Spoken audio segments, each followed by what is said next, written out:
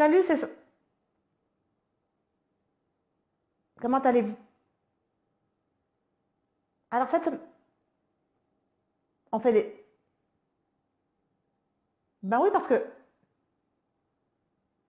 sinon, ça marche. Alors, bonjour. Et là, vous avez compris. Eh ben oui, j'ai fait des pauses.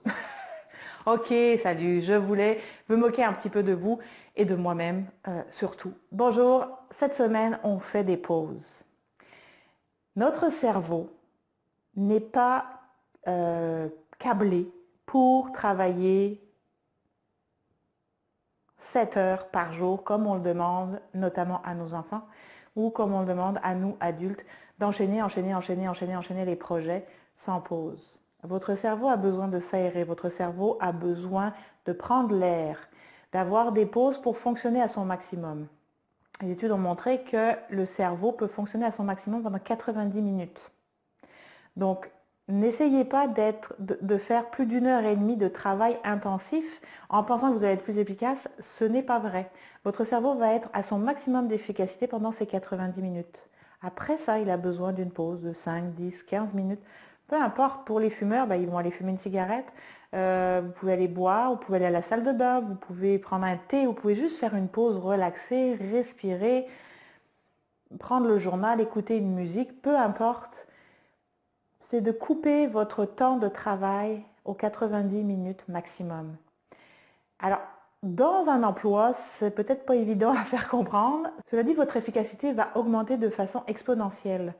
Ces 90 minutes de travail, entrecoupées de 10 à 15 minutes de pause régulièrement, va vraiment aérer votre cerveau, va vous permettre aussi de créer plus. C'est-à-dire que quand vous faites une pause, on fait tomber la pression et ce que vous n'avez pas arrivé, ce que vous n'êtes pas arrivé à faire pendant les 90 premières minutes parce qu'il y avait une difficulté quelconque qui vous empêchait de trouver la solution, ce temps de pause, peut-être le premier, peut-être le deuxième, mais je veux dire, ces temps de pause vont permettre à l'idée de venir toute seule finalement. Je ne sais pas si vous vous souvenez quand vous étiez étudiant, moi ça m'arrivait souvent, un problème de maths ou en tout cas un exercice.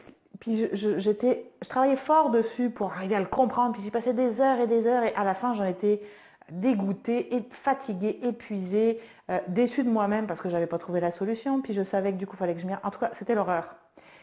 Et pourtant, si j'allais dormir ou en tout cas faire autre chose, je revenais 2 heures après à l'exercice et là, d'un coup la solution arrivait sans que j'y ai même réfléchi. Ok? Je ne sais pas si ça vous avait déjà arrivé, mais moi, ça m'arrivait et je m'en souviens. Et c'est ce que je dis aussi à mes enfants. Si ça ne marche pas, on arrête, on fait une pause, on s'arrête, on y revient quelques temps après. Et là, comme par magie, pouf, ça devient tout facile. C'était pas plus difficile avant qu'après, là. C'est juste que vous avez permis à votre cerveau de faire un break. Donc, faites des pauses. 90 minutes de travail, une pause, et ensuite vous revenez. Autre chose aussi, quand vous avez plusieurs projets à gérer, gérez-les par bloc de 90 minutes. Ne faites pas 15 projets dans les 90 minutes parce que vous perdez de l'énergie à passer de l'un à l'autre. C'est comme si vous demandiez à votre cerveau de se réajuster à chaque fois. C'est comme s'il passait de l'anglais au français, au chinois, puis qu'à chaque fois, il fallait qu'il se recalibre. Okay? Donc, 90 minutes sur un projet, faites une pause, et les 90 minutes d'après, reprenez ce même projet ou prenez un autre projet pour les 90 minutes suivantes. Donc faites des pauses, c'est bon pour la santé, c'est bon pour votre cerveau, ça aère l'esprit et vous allez être beaucoup plus productif. Bonne semaine!